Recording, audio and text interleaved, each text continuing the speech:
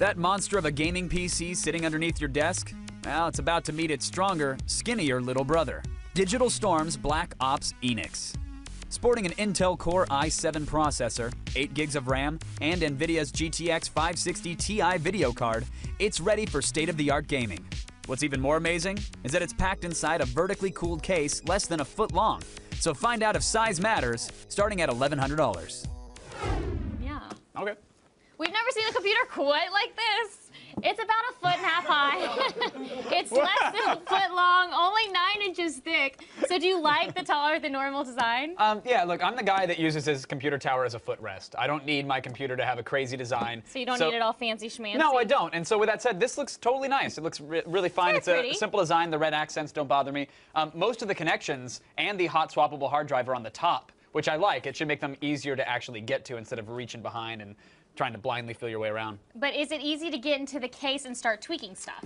Funny you should ask. I'm going to demonstrate it right now. Oh, please do. All right, so here's the thing. There's no screws on, I mean, there are screws on the tower, but in order to get inside, you really just lift up on the panels Really? Okay, and let pull me see them if off. that's really that easy. That's it. Yeah, go ahead. Give it a little rip. Oh, it is. And so, as you can see, well, here's the thing. On the back side of the motherboard, we got the hard drives all laid out. It's totally fine to touch a computer like this when you're not grounded and it's running, right? And then on the other side here, they've just voided some warranty. You got the fans, graphics card, everything else. So it is really easy to get inside of it. Let's stick that back on there. I like it better like that. Now, is there enough room inside to add parts? Yeah, for the most part, there is. The nice thing about having a tall case is that really huge video cards, like that one right there, that hand is pointing at, will fit just fine. Other things like the RAM are a little hard to get to because of that diagonal fan there.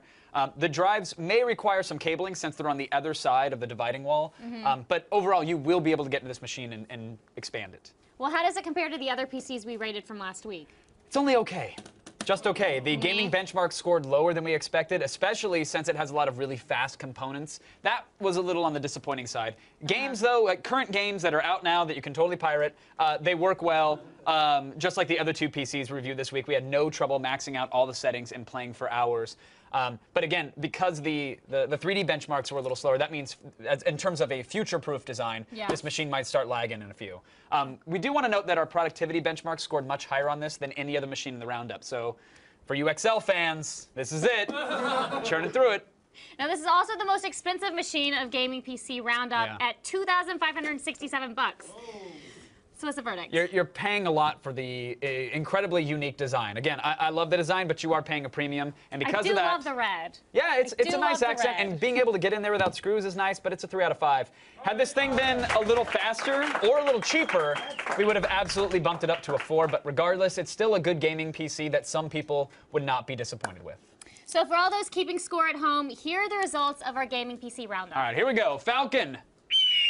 Northwest. They came strong out of the gate with their frag box. It's the fastest of the roundup, so kudo to them.